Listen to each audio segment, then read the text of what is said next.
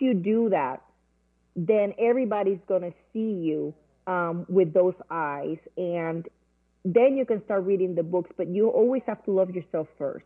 It does, because if you don't, it doesn't matter how many books you read or how many social platforms you use, it's not going to work, because you got to start with you. Once you do that, then there's many books out there that you can read depending what you like. I like John Maxwell's series in leadership. I think those are great books. I have a few of them. But I think number one, you have to be happy with who you are and love yourself first. Yeah, that is such a great tip. I think sometimes people are too hard with the person in the mirror, and if you really think about it, that's the person that's gonna be there through thick and thin. And if you don't love that person and you don't encourage that person and you know compassion to that person, then all the time you just feel this heaviness of not being enough, right? Not being enough. Another thing that I always like to ask to my guests is that if you could go back in time and tell your younger person, the younger person, you, right? One thing that you will know in the future, what will that one thing be? Okay, so I always I always wanted to go to law school, and the Hmm. one thing I would change, I had the chance to do it. I was accepted, but Hmm. I was already in the United States, so I really didn't want to move back. So the one thing I do have, like if I could do it all over again, I would go to law school. But it's never too late. I'm thinking about, I still have time. I'm still young. So I can always do it. There's people that graduate when they're 70. It doesn't matter, whatever you want to accomplish in life, there's no time limit. Just do it when you can. Right, right, and that is true. And what branch of the armed forces did you serve? I was in the Air Force. Oh, and how was that experience? How long were you there? And like your biggest takeaway of your time in there? Okay, so I was there for one tour. I was stationed in England, and it was great. I think it actually made me mature. Hmm. At the time when I joined, I really didn't want to go to college at the time, and I really didn't know what to do with myself. So I needed some kind of guidance. And Hmm. I joined the military, and I proudly served the country. I think, in my opinion, everybody should do 2 years. It really like impacts your life. It teaches you discipline, respect. Um, it's really amazing, and I made so many great friends. I met so many people. I traveled and did things that I probably would have never done, because growing up, we were poor. We're not rich. So the traveling and stuff, it would have been really hard for me to do. So I'm grateful that I was able to do that, and I encourage everybody, even 2 years, and you get to really, really, really appreciate your country and what we stand for.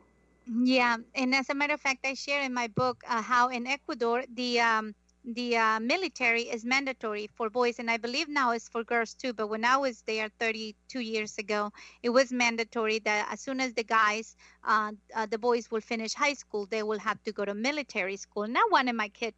Steven so bad to go to military school, but yeah, he was not having it because I think, well, like you said, it teaches you discipline, it teaches you to respect authority, and really in life you're going to be as successful as your allow your mind to be successful. But part of that is submitting to authority. There's people at your job, but if you don't know how to deal with your father at home, you will not know how to deal with your boss. So I think military kind of brings that in perspective, plus the great opportunities and the great friendships.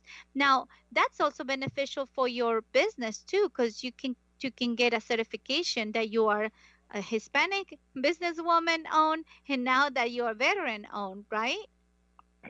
Yes, there's certain applications that when they ask you those questions, and I get, I guess it gives you a little bit of advantage. Mhm.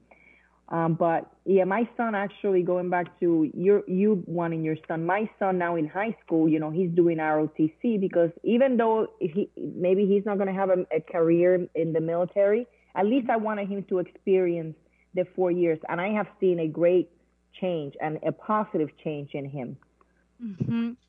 And that is amazing too, because your kids are always watching. I always tell people, stop walking the walk. You got to talk the talk, because your kids, although they you might think they're not watching, they're always watching. Um, so this gives us one last question here, and it's how people can find you. Can you tell me your website, your social media platforms, your phone number, or your email? Go ahead and share all that information with us. Okay, so you can find me on Facebook under Yvette Benarroch.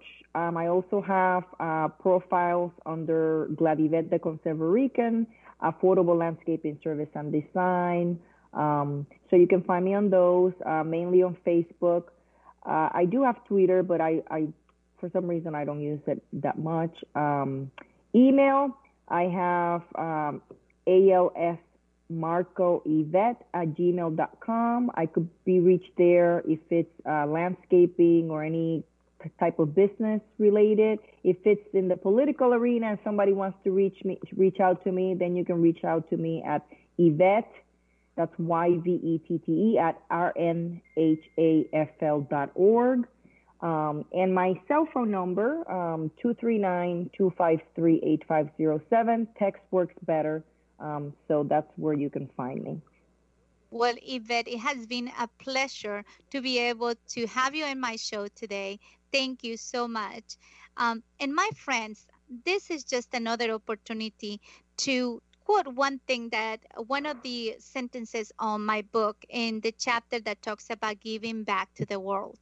You have to be of aware of and look for opportunities to pay it forward, to connect with people who need your expertise, and to be a part of something bigger than yourself. As a business owner, you will be able to have more opportunities when you open your sphere of influence to get involved with a nonprofit organization that can use your services, that they can use your skills. By giving back without expecting anything in return, you not only changing your person, you feel good, but you will change your environment, and you will change your community, and you will also inspire others to find their purpose in life and to be pure, positive, and inspiring. Thank you so much, my friends, one more time for listening to my show, Cafecito with Rosie on TV. Talk to you next time. Ciao.